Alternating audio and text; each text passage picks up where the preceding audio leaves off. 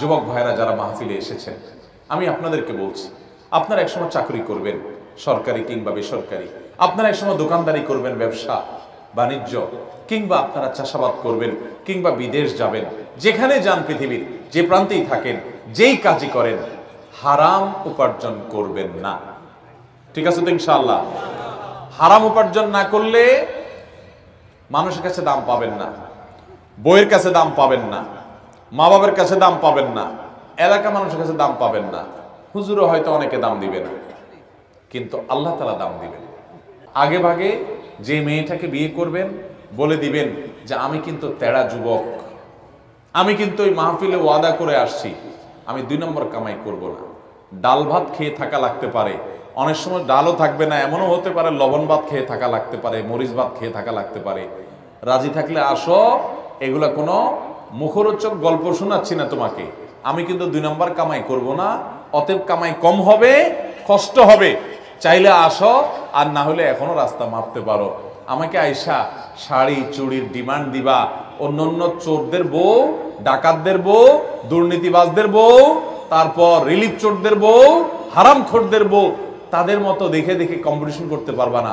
তুমি আমার বউ হতে হলে, হালাল খোরের বউ হতে হলে, তুমি সকল লোভ ছেড়ে দিয়ে সততার উপরে থাকার নিয়ত করতে হবে, কষ্ট করে চলার নিয়ত করতে হবে।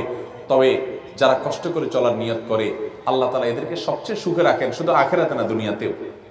যারা চুরি করে কামাই করে বা 2 নম্বর পথে কামাই করে, আমরা বাহির থেকে দেখে মনে করি আহ কি সুখে আছে, অনেক টাকা পয়সা কামাই করতেছে, তাই না? কি গাড়ি বাড়ি চকচক করতেছে, ফক ফক করতেছে। ভাইরা, আপনারা অনেকে হয়তো এটা অনুভব করেন না যে ওই হারামখোর কিন্তু সবচেয়ে মনের কষ্টে আছে, কারণ সে জানে যে আমার দান পাইয়া হুজুর দোয়া করে দিচ্ছে, আল্লাহ হাজী সাহেবকে মাফ করে দেন।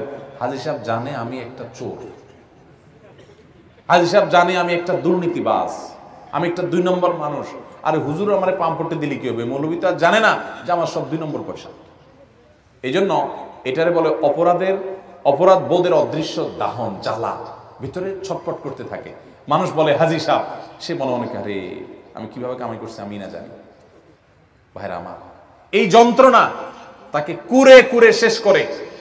আর সৎ মানুষ তাকে যাচ্ছে না, পুছে না, দাম দেয় না, কিন্তু তার ভেতর থেকে একটা ফিলিংস হয়, কি জানেন? যে আলহামদুলিল্লাহ আমার প্রতিটা পয়সা টনটন করে বাঁচবে, আমি হারাম কোনো টাকা কামাই করি নাই, হারামের সাথে কম্প্রোমাইজ করি নাই, চলে কষ্ট করে, মানসিক শান্তি পায়। এই জন্য নবী সাল্লাল্লাহু আলাইহি ওয়াসাল্লাম বলেছেন, লাইসাল গিনা বিকাসরাতিল আরদ ওয়ালাকিন্নাল গিনা গিনান নাফস। অনেক সম্পদ হয়ে গেলে এর নাম সচ্ছলতা নয়, আসল সচ্ছলতা হলো মনের সচ্ছলতা, যে আমি মনের দিক থেকে সুখে আছি।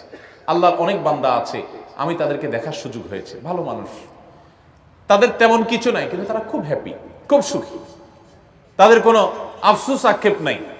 ওই বড় লোকের পয়সা দেখে তাদের ওই অসুস্থ প্রতিযোগিতায় লিপ্ত হতে মনে চায় না। তারা জানে এগুলো সব রেখে ওই 3 হাত মাটির নিচে চলে যেতে হবে, ধনী গরিব সবাই এক কাতারে দাঁড়িয়ে যাবে, অসততা করতে চায় না। আল্লাহ আমাদের সবাইকে সেরকম সাহসী সৎ মানুষ হওয়ার তৌফিক দান করুন।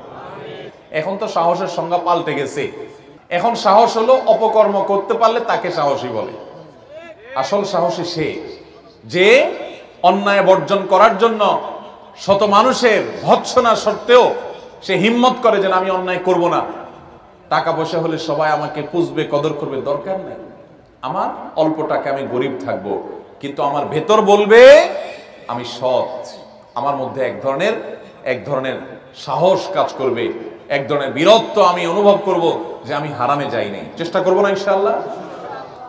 আর যারা ছোট লোক, মানুষ দেখে তাদেরকে বাহবা দেয়, টাকা পয়সা গাড়ি বাড়ি, শয়তান ফুসলায় যে আরে একটু কামায় নে, এই মৌলবীর কথা শুনে যদি তুই ভালো হয়ে যাস তাহলে বড়লোক হবি কেমনে? শয়তানকে বলবেন আমার বড়লোক হওয়ার দরকার নাই, আমি সৎ থেকে যদি বড়লোক হতে পারি আলহামদুলিল্লাহ, আর না হতে পারলে আরো জোর আলহামদুলিল্লাহ। আমরা দুনিয়া থেকে অসৎ উপায়ে যে টাকাগুলো কামাই করব, এগুলো কি যাওয়ার সময় নিয়ে যেতে পারবো? কাফনের কাপড়ের কোনো পকেট আছে? নিয়ে যেতে পারবেন? তাহলে 2 নম্বর কামাই করব। কার জন্য কামাই করবেন? কার জন্য হারাম কামাই করবেন? ছেলে মেয়ের জন্যই তো। মানুষ নিজের জন্য কামাই করে না। যত ঘুষখোর, যত সুদখোর, যত টিন চোর, যত গম চোর, যত রিলিফ চোর, যত হারামখোর আছে, এদের সবাইকে জিজ্ঞাসা করেন কার জন্য এত কষ্ট করেন, তারা কেউ কিন্তু নিজের এক পেটের জন্য এত কষ্ট করে না। কার জন্য করে জানেন? ছেলে মেয়ের জন্য, পরিবারের জন্য। মরার পরে যখন আযাব হবে, মানুষের সম্পদ আত্মসাৎ করেছেন, অন্যায়ভাবে হারাম উপার্জন করেছেন, তখন এই পরিবারের লোকেরা বলবে আল্লাহকে, আল্লাহ ওনাকে শাস্তি দিয়েন না, কারণ আমাদের জন্যই তো করছে। বলবে ইয়াউমা ইয়াফিরুল মারউ মিন আখিহি ওয়া উম্মিহি ওয়া আবিহি ওয়া সাহিবাতিহি ওয়া বানিহি। সেদিন মানুষ মানুষকে দেখে পালাবে, বাবাকে দেখে সন্তান পালাবে, মা সন্তান থেকে পালাবে, মা থেকে সন্তান পালাবে, যে না জানি আজকে দেখা হলে কোনো সব চেয়ে বসে, কিয়ামতের ময়দানে বিপদে পড়েছে। কেউ কারোর হবে না।